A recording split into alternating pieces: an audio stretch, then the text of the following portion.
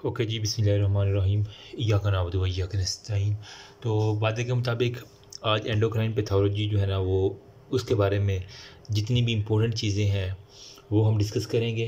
ठीक है, कोशिश करूँगा शॉर्ट से शॉर्ट जो है ना वो बनाने की कोशिश करूँगा।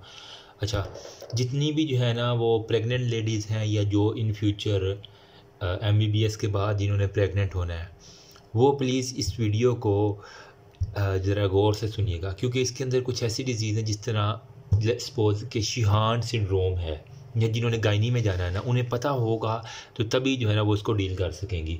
जिसके अंदर वो क्या होता है कि पिट्यूटरी की जो है ना वो इन्फेक्शन हो जाता है, वो प्रेगनेंसी से रिलेटेड है।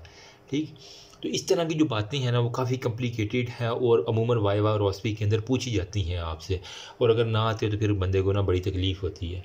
अच्छा, एंडोक्राइन पैथोलॉजी में आपने फिजियोलॉजी ऑलरेडी एंडोक्राइन की जो है ना वो पढ़ रखी होगी, जिसके अंदर जो है ना वो आपको सारे ग्लैंड्स के बारे में, कौन सा ग्लैंड क्या क्या फंक्शन करता है उनके बारे में आपको पता होगा। तो बेसिकली ग्रुप ऑफ ग्लैंड है जो कि मेंटेन करता है बॉडी की होम्योस्टेसिस को। ठीक है, यहाँ पे जो भी जो है ना बॉडी के फंक्शन है उनको रेगुलेट करना वो एंडोक्राइन सिस्टम का काम है।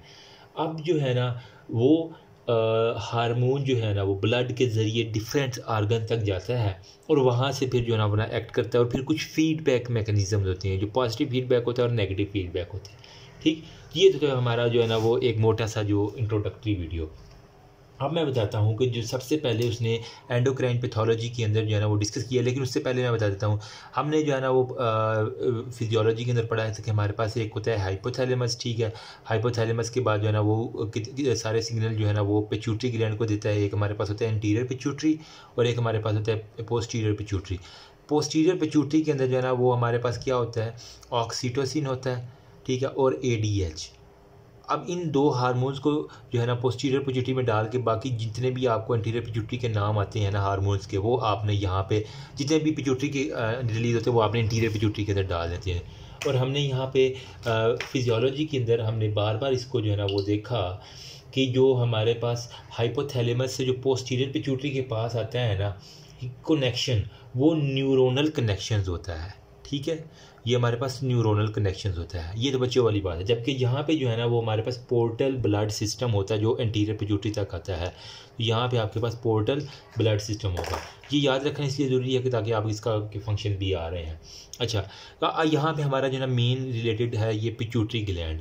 तो पिट्यूटरी को मैं सबसे पहले डिस्कस करने से पहले बता दूं कि यहाँ पे आपको दो लोब नज़र आ रहे हैं, एक हमारे पास है एंटीरियर पिट्यूटरी और एक पोस्टीरियर पिट्यूटरी। इसको चलो हम लिख लेते हैं साथ साथ ताकि आपको पता चल जाए। ठीक है, तो पिट्यूटरी के हमारे पास जो है ना वो क्या है, दो लोब हैं, एक हमारे पास है एंटीरियर पिट्यूटरी और एक हमारे पास है पोस्टीरियर पिट्यूटरी। अब ये लोकेटेड कहाँ पे है, ब्रेन में तो है ना। हमने जो है ना अगर आपने न्यूरो को अच्छे से पढ़ा हो, क्रेनियम को पढ़ा हो ना, अगर आपने हेड एंड नेक के, तो हमारे पास क्रेनियम के होता है anterior cranial fossa, middle cranial fossa और पोस्टीरियर क्रेनियल फोसा। तो ये जो एंटीरियर पे जो यहाँ पे हमारे पास क्या आ गई, चलें जी, ये हमारी आईज़ आ गई सारी की सारी। ठीक है, यहाँ से हम आपका जो है ना वो आई आपने नर्व ट्रैक पढ़ भी लिया होगा शायद, मेरी वो वीडियोस रहती हैं अभी आई की चंद एक, तो इंशाल्लाह उसके अंदर हम डिस्कस करेंगे। वो हमारे पास वो जो है ना वो ऑप्टिक नर्व हो गया, ऑप्टिक के आज़मा हो गया, और ऑप्टिक ट्रैक जो है ना वो बनता है और यहाँ से यू करके ट्रैक से आते हैं और वो सारे के सारे आई के पीछे ब्रेन तक जाते हैं, वो यहीं पर था। तो यहाँ पे करके जो है ना वो एक आपको एक बोनी कंपार्टमेंट जिसे हम कहते हैं सेला टर्शिका।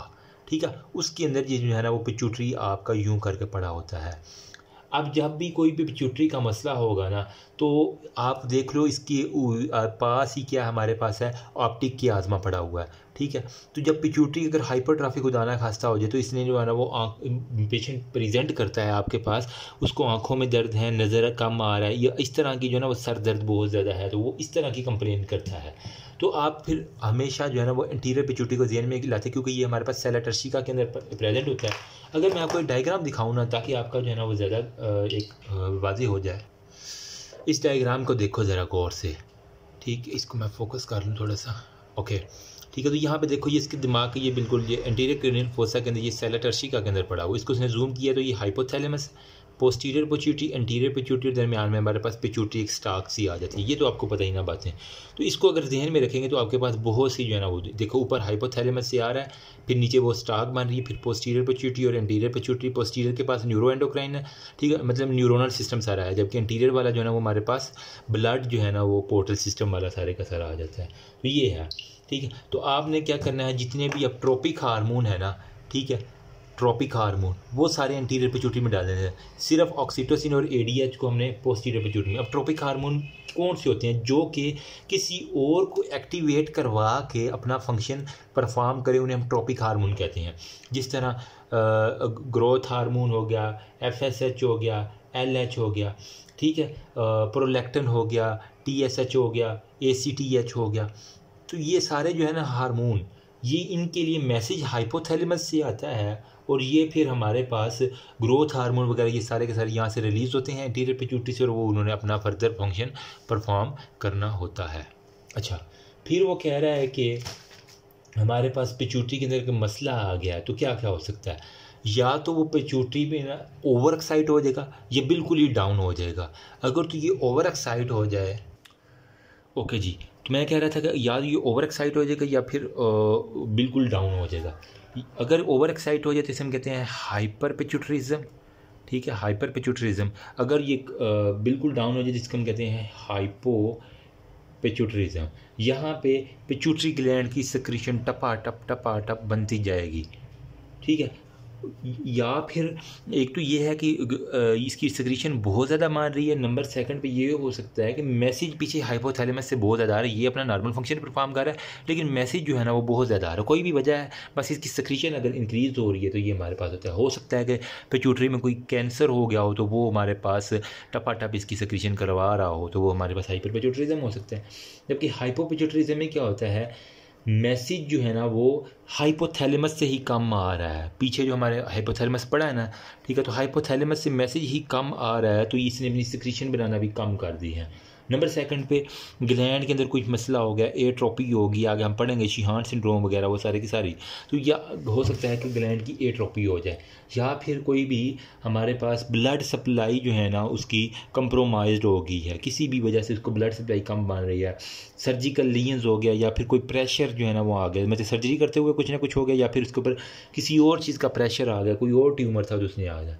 नंबर थर्ड पे जो है पिट्यूटरी सिस्टम से रिलेटेड एक और बात की है कि लोकल मास इफेक्ट भी होता है। लोकल मास इफेक्ट मतलब किसी भी और मास की वजह से ग्लैंड के ऊपर अगर वो कंप्रेशन आ जाए तो इसकी वजह से जो है ना वो उसकी आँखों पे जो है ना वो असर पड़ेगा, वो प्रेजेंट करेगा आपके साथ हेडेक के साथ, वो सीवियर पेन के साथ, और आंखों में दर्द है वो सारे के साथ। तो इसे हम कहेंगे लोकल मास इफेक्ट। तो ये लोकल मास इफेक्ट पूछ लेते हैं, what is local mass effect.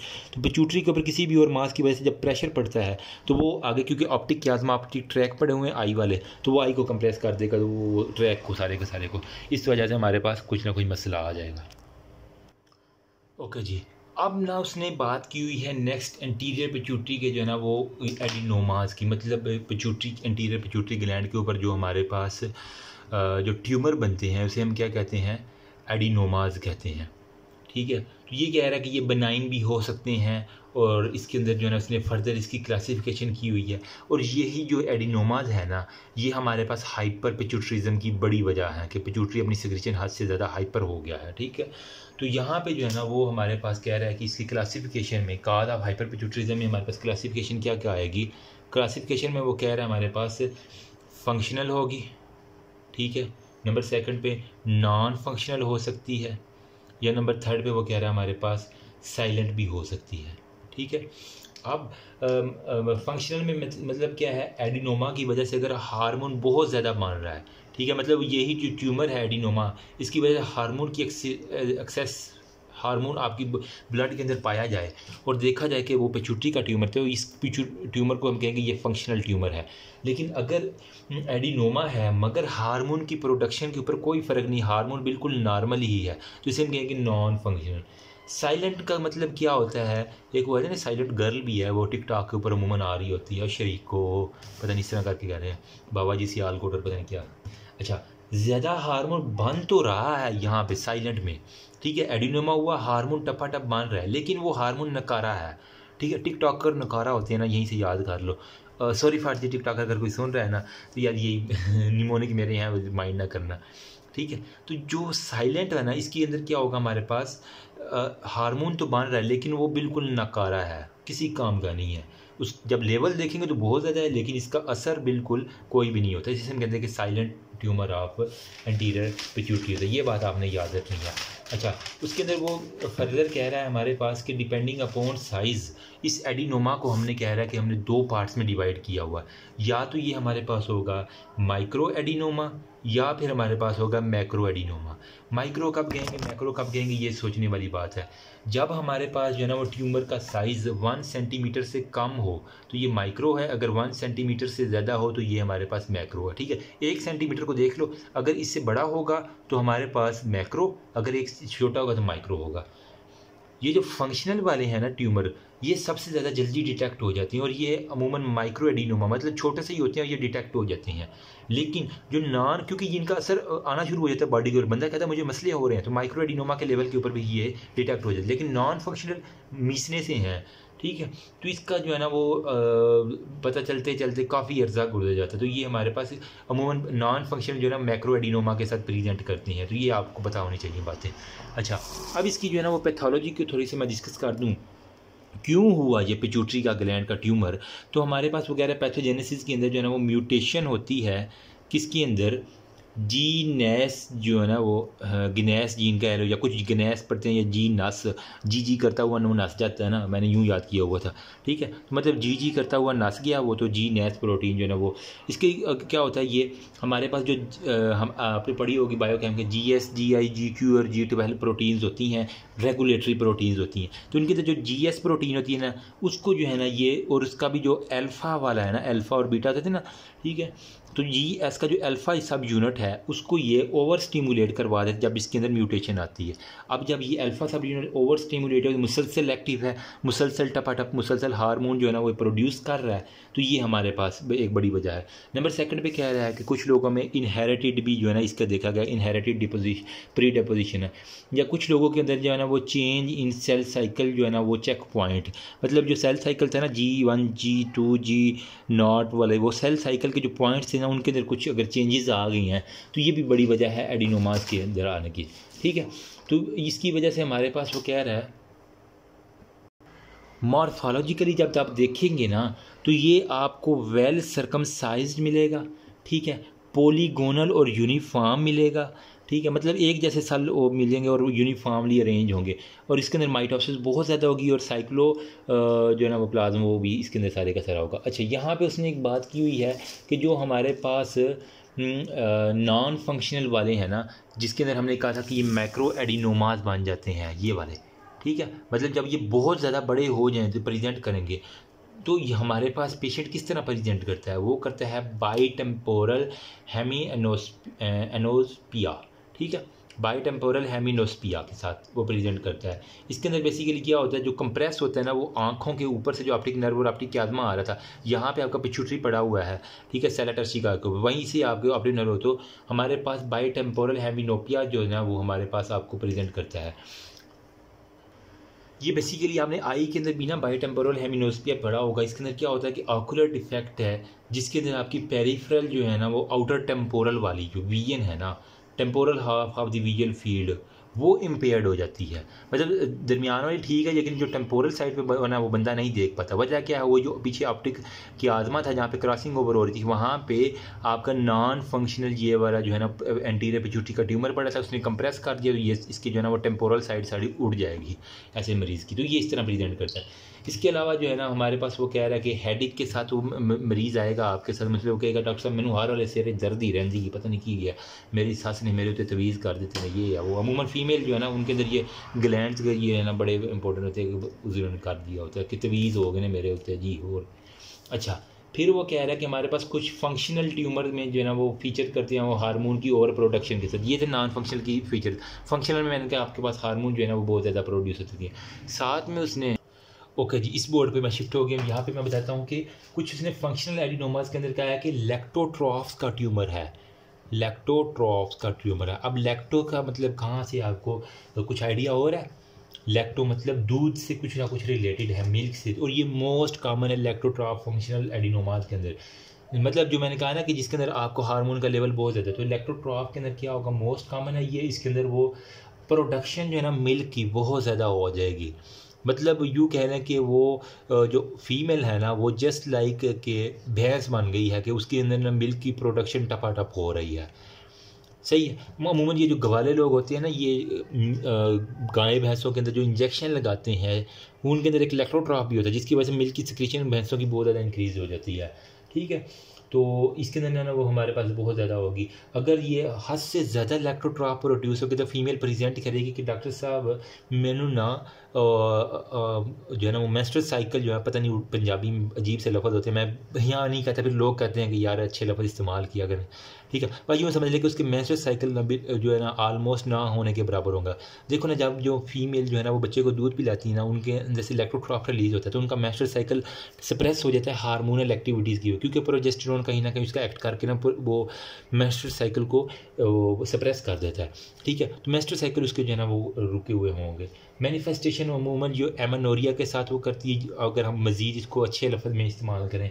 ठीक है, एमेनोरिया साथ में गलैक्टोरिया, मतलब उसकी जो है ना वो मिल्क जो है ना बहुत ज़्यादा प्रोड्यूस कर रही है, साथ में हमारे पास इनफर्टिलिटी जो है ना वो फीमेल इस पीरियड के दौरान जो है ना वो इनफर्टाइल होना शुरू हो जाएगी। अगर वो इवन सेक्सुअल कांटेक्ट करेगी भी अपने हस्बैंड के साथ तो वो कभी भी कंसीव नहीं कर पाएगी। इस वजह से ऐसी फीमेल को कहते थे कि हमने टेस्ट करवा के आओ।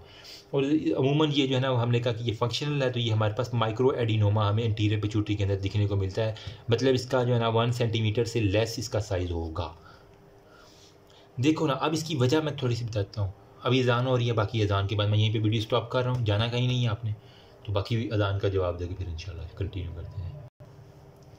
ओके जी, लेट्स कंटिन्यू इट अगेन। तो यहाँ पे जो है ना मैं थोड़ा सा आपको मैकेनिज्म समझाता हूँ कि ये जो गलैक्टोरिया क्यों हो गया। देखो, हमने फिजियोलॉजी के अंदर पढ़ा था कि हाइपोथैलेमस हो गया या आपसे एंटीरियर पिट्यूटरी के पास जो आता है ना, बाकी सब के लिए जो है ना वो सेक्रेटिंग होता है, लेकिन जो प्रोलैक्टिन है ना वो प्रोलैक्टिन इनहिबिटरी हार्मोन आता है। ठीक है, जो कि एंटीरियर पिट्यूटरी में प्रोलैक्टिन की सेक्रेशन को रोकता है। सिर्फ ये इसका उल्ट फंक्शन था, अगर आपको याद हो तो। यहाँ से जो है ना वो prolactin inhibitory hormone anterior pituitary को कहेगा तुमने प्रोलैक्टिन नहीं बनाना। अगर कोई मसला हुआ है कि प्रोलैक्टिन इनहिबिटरी हार्मोन हाइपोथैलेमस से बन ही नहीं रहा, तो ये प्रोलैक्टिन तो आज़ाद है, इसको किसी ने अब संगली नहीं डालनी, इसको किसी ने रस्सी नहीं डालनी कि तुम रुको, ये टपा टप अब निकलेगा, मुझे तो कोई रोकने टोकने वाला नहीं है। तो प्रोलैक्टिन टपा टप रिलीज़ होगा। और प्रोलैक्टिन क्या करता है, वही काम करता है कि दूध की प्रोडक्शन इसने बढ़ा देनी है।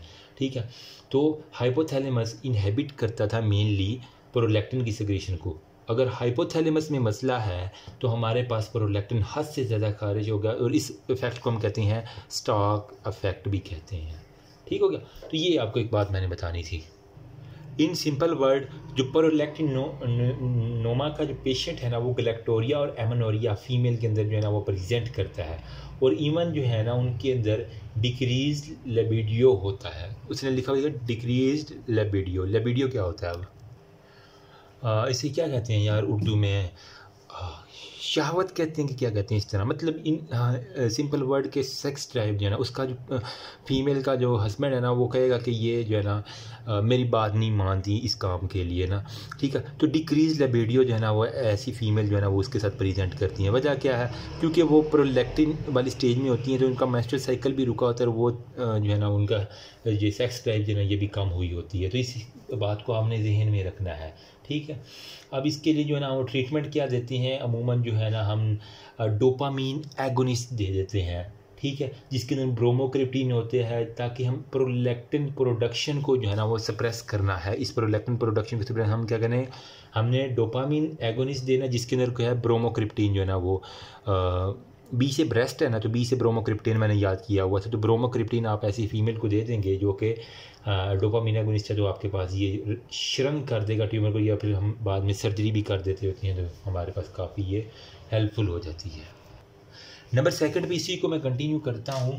अगर तो सोमैटोट्रॉफ्स का एडिनोमा हो गया, मतलब अब हैं इसको यूँ ना हम कर लें तो कैसा अच्छा रहेगा ये। ठीक है। मतलब अगर सोमैटोट्रॉफ्स मतलब आपको अगर लग रहा है कि ग्रोथ हार्मोन के साथ कुछ ना कुछ रिलेटेड है, तो सोमैटोट्रॉफ्स का अगर एडिनोमा हो जाए तो हमारे पास क्या होगा, ग्रोथ हार्मोन जो है ना वो उससे रिलेटेड है बहुत ज़्यादा। अगर तो ये बचपन में हो गया है, तो अगर ये जवानी के अंदर हो गया, ठीक है, तो अगर ये बचपन के अंदर हो गया तो इससे हम कहेंगे जाइजेंटिज्म का जो है ना ये पेशेंट हमारे पास प्रेजेंट करेगा। लेकिन अगर ये जवानी के अंदर हो गया या थोड़ा सा पक्की उम्र के लोगों में होगा तो इसे हम कहेंगे एक्रोमेगैली होगा, ठीक है। अब इसकी निशानी आपको बार बार पता है, कोई इतनी बताने की ज़रूरत नहीं है, ठीक है। जाइजेंटिज्म मतलब ये चिल्ड्रन के लिए है हमारे पास। इसके अंदर क्या होगा, इंक्रीज लीनियर ग्रोथ बोन, मतलब उसका जो है ना वो कद लंबा होता जाएगा लेकिन वो मोटा नहीं होगा, ठीक है। ये इसकी जाइजेंटिज्म की निशानी है। उसके हाथ, उसके पाँव जो है ना वो लंबे लंबे ज़्यादा होंगे, चौड़े नहीं होंगे, बिल्कुल सूखे सूखे जो है ना वो जिस तरह स्केलेटन होना, बिल्कुल उसी को ध्यान में रख लो, ठीक है। क्योंकि उसकी जो है ना वो एपिफिसिस वो फ्यूज़ ही नहीं हो पाती इतने एक्सेस ग्रोथ हार्मोन की वजह से, बोन के इस वजह से होता है, ठीक है। एक्रोमेगैली के अंदर क्या होगा, जब वो उसकी एपिफिसिस भी इवन फ्यूज़ हो गई हैं अडल्ट्स के अंदर, तो बोन जो है ना वो हैंड, फीट और जा, हैंड हाथ पाँव और जात के जो है ना वो हमारे पास चौड़े चौड़े इनलाज होना शुरू हो जाएंगे। Growth of the visceral organ lead to dysfunction, मतलब जो विसरल आर्गन है जिसके अंदर आपका हार्ट आ गया, अगर इसकी ग्रोथ ज़्यादा होगी तो कार्डियोमेगैली हो जाएगा, जो कि कार्डिक फेलियर की तरफ आपको ले जाना शुरू कर देगा। फिर उसकी जो कि ज़ुबान देखेंगे तो वो हमारे पास इनलार्ज प्रोट्रूडिंग टंग, मतलब बात करते करते ना उसकी ज़ुबान बाहर आ जाएगी, इतनी उसकी इलाज हो जाती है ज़ुबान, ठीक है। ये तो आपको पता ही होगा। फिर हमारे पास वो कह रहा है कि मोस्टली ये वाले जो है ना ग्रोथ हार्मोन जिनके अंदर एक्सेस होता है, हाथ से ज़्यादा हो तो हमारे पास जो है ना वो डायबिटीज़ मेलाइटिस के साथ ये पेशेंट मोस्टली प्रेजेंट करते हैं। क्यों डायबिटीज़ मेलाइटिस के साथ प्रेजेंट करते हैं, जब ग्रोथ हार्मोन हद से ज़्यादा हो जाए ना तो ये इंसुलिन फंक्शन को जो है ना वो सप्रेस कर देते हैं। इंसुलिन का फंक्शन मतलब इंसुलिन है तो सही उस पेशेंट के अंदर, लेकिन वो रेजिस्टेंस हो चुकी है उसके फंक्शन को, मतलब in simple word insulin resistance जो है ना ग्रोथ हार्मोन एक्सेस की वजह से हमारे पास आ जाती है, जिसकी वजह से ब्लड ग्लूकोज लेवल ज़्यादा हो जाता है, जिसे हम कहते हैं कि ये हमारे पास डायबिटीज़ मेलाइटस हो चुका है इस पेशेंट को। नंबर 3 पे हमारे पास होता है कॉर्टिकोट्रॉफ्स एडिनोमा। अब कार्टिकोट्रॉफ्स जो है ना वो आपको क्या मतलब आ रहा है कि इससे क्या आपका मतलब कार्टिसोल जो हार्मोन है ना उससे कुछ ना कुछ रिलेटेड है। तो कार्टिकोट्रॉफ्स एडिनोमा, इसके अंदर 2 डिजीज़ आपको दिखने को मिलेंगी, या तो हमारे पास वो होगी कुशिंग, ठीक है, या फिर हमारे पास होगी नेल्सन सिंड्रोम होता है। कुशिंग डिजीज़ या नेल्सन सिंड्रोम क्या होता है, adrenocorticotropic hormone from anterior pituitary जो है ना वो टपाटप जो है ना वो हमारे पास आएगा। यार इस फोकस को जो है ना, ओके ठीक है, अगर एंटीरियो कार्टिकोट्रोपिक हार्मोन हद से ज़्यादा आ रहा है तो ये जो है ना वो रीनल ग्लैंड के ऊपर एक्ट करेगा, किडनी के ऊपर इसने जाके एक्ट करना है, और यहाँ से जो है ना वो कॉर्टिसोल जो है ना वो हद से ज़्यादा प्रोड्यूस करेगा। तो जब हद से ज़्यादा कॉर्टिसोल प्रोड्यूस करेगा तो इस डिज़ीज़ को हम कहेंगे कुशिंग सिंड्रोम, ठीक है, कुशिंग डिजीज़, सॉरी, सिंड्रोम और डिजीज़ में बड़ा फ़र्क है, ठीक है। तो अब अगर जो है ना ACTH ज़्यादा हुआ है ना तो इस वजह से हमारे पास कॉर्टिसोल का एक्सेशन ज़्यादा हुआ है, तो इसे हम कहेंगे कुशिंग जो है ना हमारे पास ये डिज़ीज़ है, ठीक है। लेकिन अगर तो ये किडनी के अंदर कोई मसला हुआ है उसकी वजह से कॉर्टिसोल ज़्यादा, तो वो हमारे पास कुशिंग सिंड्रोम कहलाता है, एम आई राइट, ठीक है। तो मतलब C से कुशिंग है, C से कॉर्टिसोल है, यूँ याद रखने ना आपने। नंबर 2 पे अगर एड्रीनल ग्लैंड ही हम रिमूव कर दें, ठीक है, इसका बिल्कुल अपोजिट कर दें, तो हमारे पास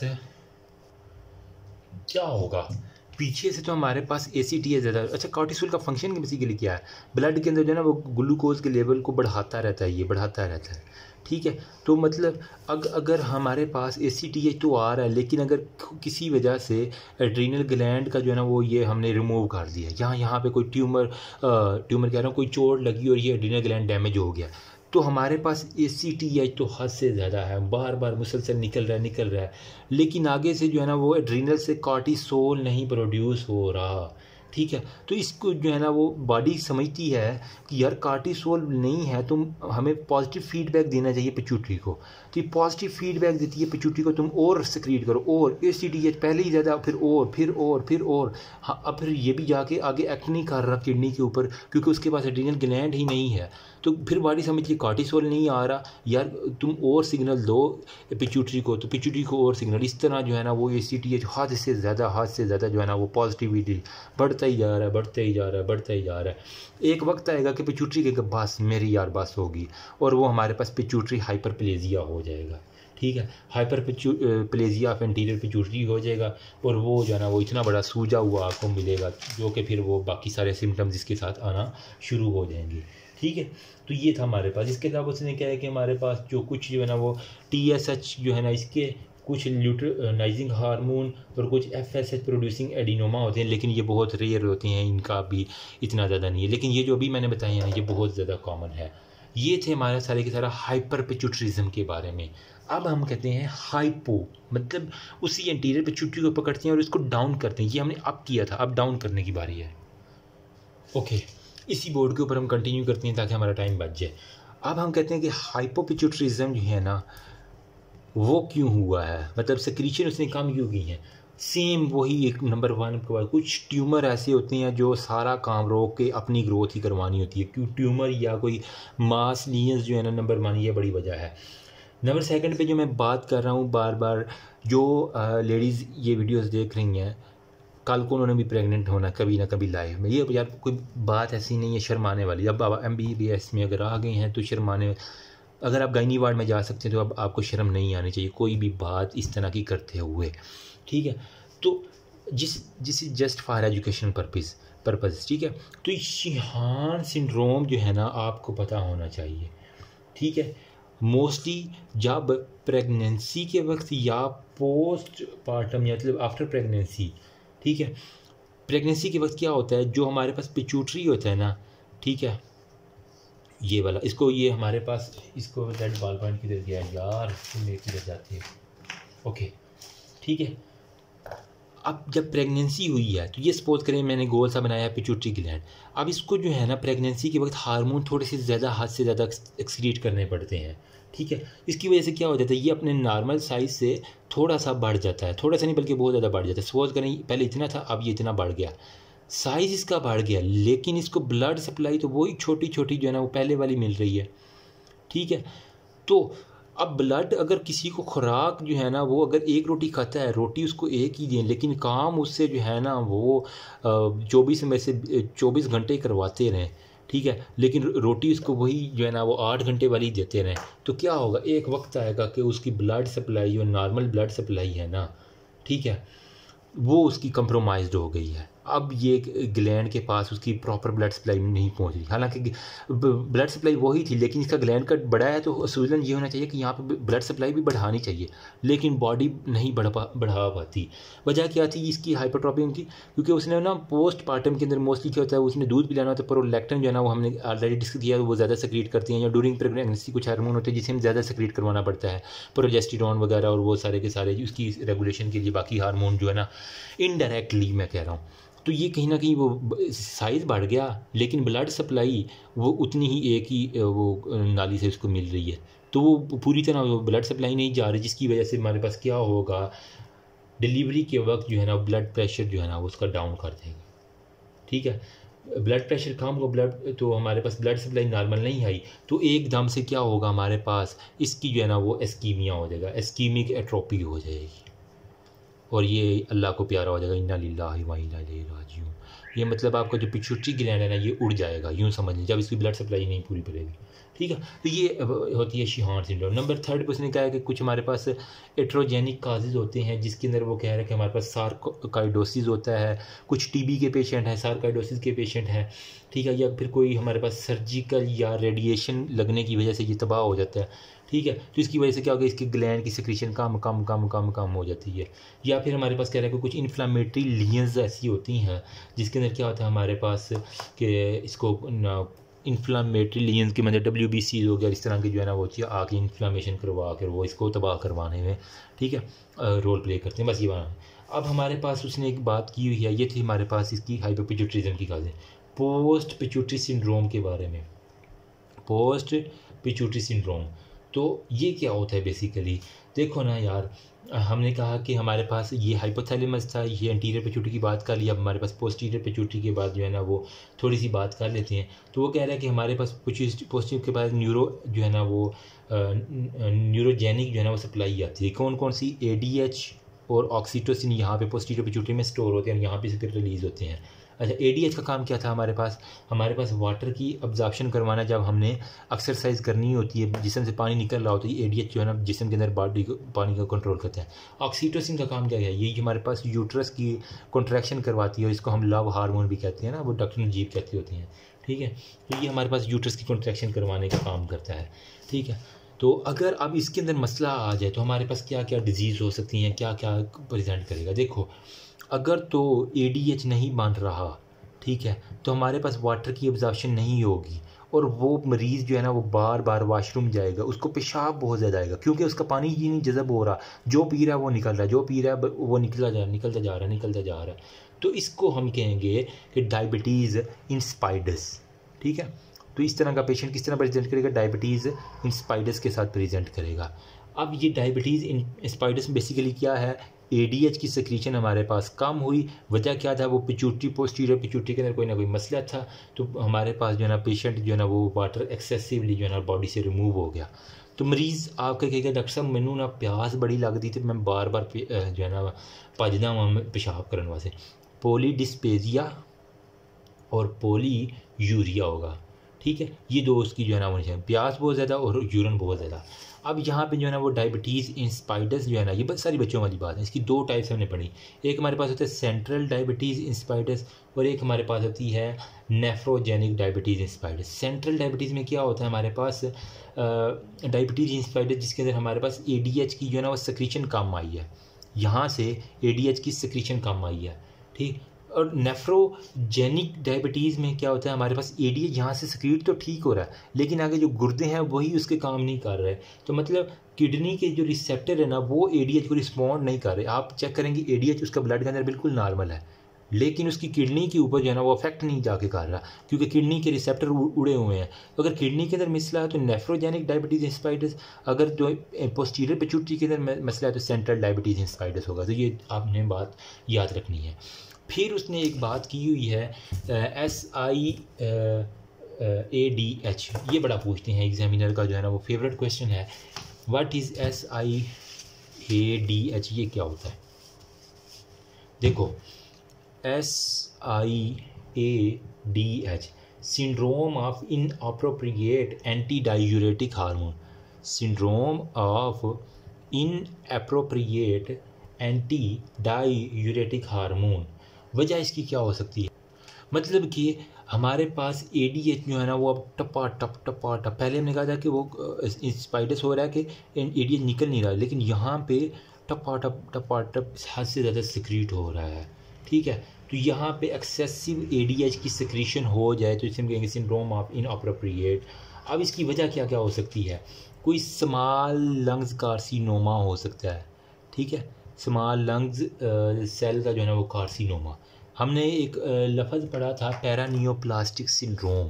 क्या था? लंग्स के अंदर ट्यूमर बना है, लेकिन वो हार्मोन सक्रीट करता है और बॉडी में वो कोई और फंक्शन जाके हार्मोन करना शुरू होता है। तो अगर कोई लंग्स का ऐसा ट्यूमर जो एंटी डायूरेटिक हार्मोन टपाटप बनाना शुरू कर दे तो हम कहेंगे कि लंग्स का कार्सिनोमा बड़ी वजह है syndrome of inappropriate ADH secretion की, ठीक है। फिर हमारे पास कुछ नॉन नियोप्लास्टिक लंग्स डिजीज़ ऐसी होती है जिसके अंदर ADH बहुत ज़्यादा रिलीज़ होता है। कुछ लोकल इंजरी अगर हाइपोथैलेमस को मिल गई, ठीक है, तो वहाँ से हद से ज़्यादा सेक्रीट कर गया, या फिर कोई न्यूरो हाइपोफिसिस हो गया, ठीक है, फेफड़ों का कैंसर हो गया, या हाइपोनेट्रीमिया हुआ है। तो ये इसकी जो है ना वो बड़ी वजह है हमारे पास सीरम के अंदर जो है ना वो ऑस्मोलैरिटी लो हो गई है या मेंटल स्टेटस इसके अंदर चेंज हो जाता है, उसको सीजर लगती है, हाइपोनेट्रीमिया हो जाता है ना। ठीक है, देखो जहाँ पानी जाता है ना वहाँ नमक भी उसके साथ साथ, पानी और नमक का हमेशा रिलेशन है। अगर एंटी डायूरेटिक हार्मोन हद से ज़्यादा जो है ना वो सिक्रीट हुआ है तो इसने किडनी को कहना है कि तुमने ना अब पानी को जो है ना पेशाब में नहीं जाने देना, एंटी डायूरेटिक है ना, तो पानी जज़ब होता रहेगा बॉडी के अंदर, बॉडी फूलती जाएगी। अब साथ में जब पानी निकलता है तो नमक भी निकलता है, अब ना पानी निकल रहा है ना नमक बॉडी से निकल रहा है, तो पानी और नमक यहाँ पे है ना इकट्ठे होते जाएंगे और बॉडी जो है ना वो इसके अंदर ना ऑस्मोलैरिटी जो है ना वो पानी इतना ज़्यादा हो जाएगा कि वो जो साल्ट है ना वहाँ पे उनकी जो है ना वो डाइल्यूशन होना शुरू हो जाएगी, वो प्रेजेंट करेगा लो सीरम ऑस्मोलैरिटी के साथ। ठीक है, हाइपोनेट्रीमिया जो है ना वो lead to neuronal swelling and cerebral oedema even हो जाएगा। ठीक है, ट्रीटमेंट क्या है जो हमने करना है, वो हमने क्या करना है कि फ्री वाटर रिस्ट्रिक्शन। ठीक है, उसे कहना है कि तुम यार पानी ही कम पी लो, तो किडनी को ये फ़र्क ही ना पड़े कि पानी को निकालना है या नहीं निकालना। ठीक है, फ्री वाटर रिस्ट्रिक्शन हो गया, या फिर हमने क्या करना है डेमीसाइक्लोसाइक्लिन जो है ना वो हमने देनी होती है, डेमीसाइक्लोसिडीन जो है ना वो एक ड्रग होती है जो हमने देनी होती है, तो इससे हमारा पेशेंट जो है ना वो काफ़ी हद तक ठीक हो जाता है। ठीक है, तो that's all about pituitary gland. I hope कि मैं अपना जो है ना वो बात अच्छे से समझा पाया हूँगा। कोशिश की है जितना मैक्सिमम मुझे आता था, जितना हमारा टीचर्स ने बताया, जितना मुझे याद था। I tried my best. फिर भी अगर कोई गलती हुई हो तो आप कमेंट सेक्शन में बता सकते हैं। ये था पिट्यूटरी के बारे में। अब हम नेक्स्ट वीडियो में डिस्कस करेंगे, अभी नमाज़ का टाइम है तो नमाज़ पढ़ने के बाद इंशाल्लाह मैं कोशिश करता हूँ थायराइड ग्लैंड की पैथोलॉजी। ठीक है, तो थायराइड ग्लैंड जो है ना जो फीमेल मोस्टली है ना, मोस्टली MBBS की स्टूडेंट ही जो है ना वो इससे थायराइड के प्रॉब्लम से, या उनको हाइपर थायराइडिज्म होता है या हाइपोथायराइडिज्म। आपने देखा है आजकल जो है ना वो MBBS के अंदर बिल्कुल छोटे बच्ची, मतलब वो यूँ लगता है कि ये प्ले ग्रुप के या 5वीं 6वीं की बच्ची कोई आ रही है, कद छोटा रह जाता है उनका, ग्रोथ हार्मोन